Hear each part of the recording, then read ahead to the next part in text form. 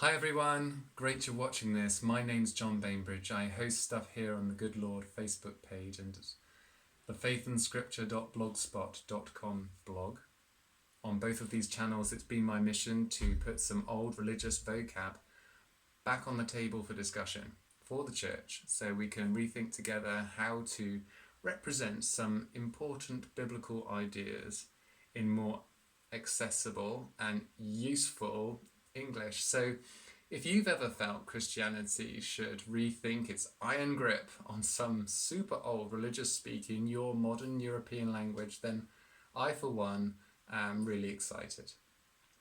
So, at the very centre of that drive is a word few can imagine Christianity without: Lord.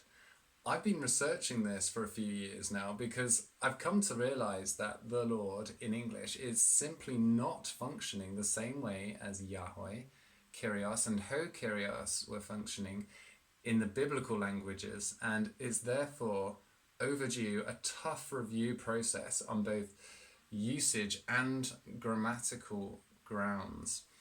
Apparently I'm onto something. An offer to publish with Whitfunstock was received earlier this year.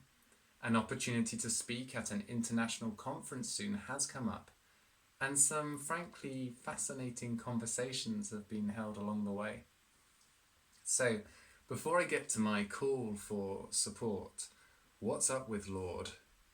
I'm afraid to say that there is some substantial damage inside and outside our faith caused by this relentless grip on the word.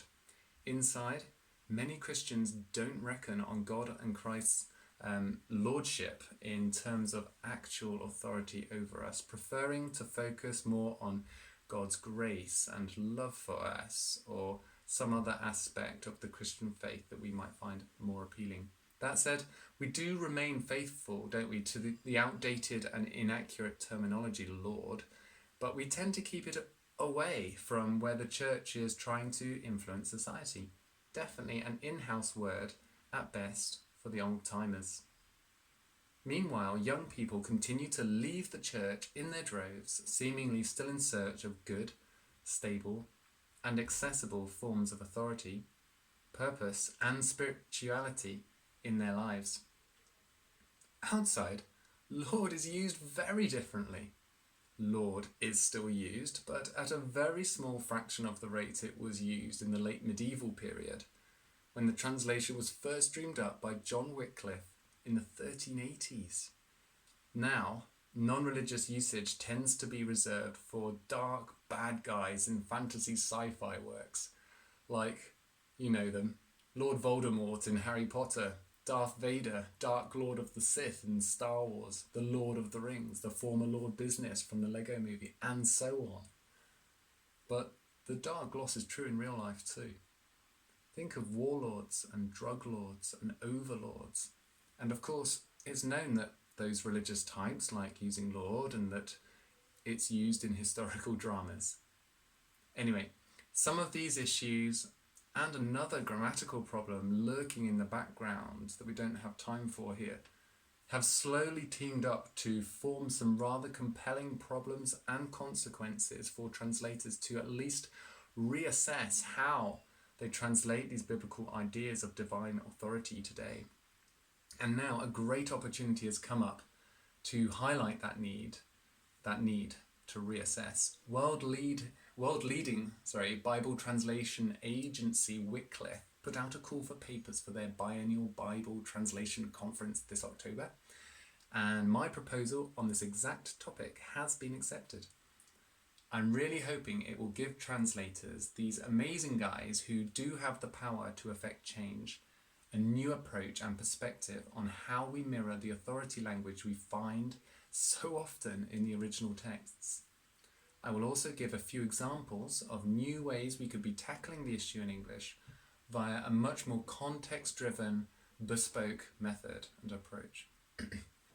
Finally, I want to ask them to think even decades, even hundreds of years into the future, if their translations and even target languages do get to survive, and it's not for sure, but are they sufficiently intentional now about the time boundness of the translations they are offering, the relative usefulness. In other words, I'm asking, how can we plan for more evolutive expressions than Lord, than that which Lord has given us and experienced over the last 600 to 700 years? Of course, for me, it is also a chance for this work to gain some momentum. My dream is that the big rethink on biblical authority would one day be heard and discussed by English translation committees like that of the NIV.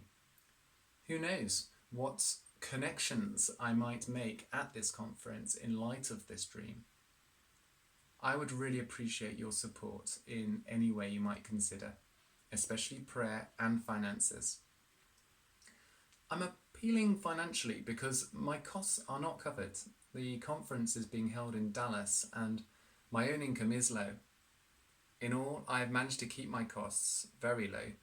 I expect around €900 or £800. Pretty good for flying in from France, plus a layover, plus food, plus registration. I think, anyway. If we raise more, I may treat myself to some checked baggage, and anything further would be accounted for, of course, and invested into further research. Donating is possible in a link just below at Just Giving. I have accountability, of course, in both the form of a supervisor and my local church, Église Pierre Vivante in Marseille, France.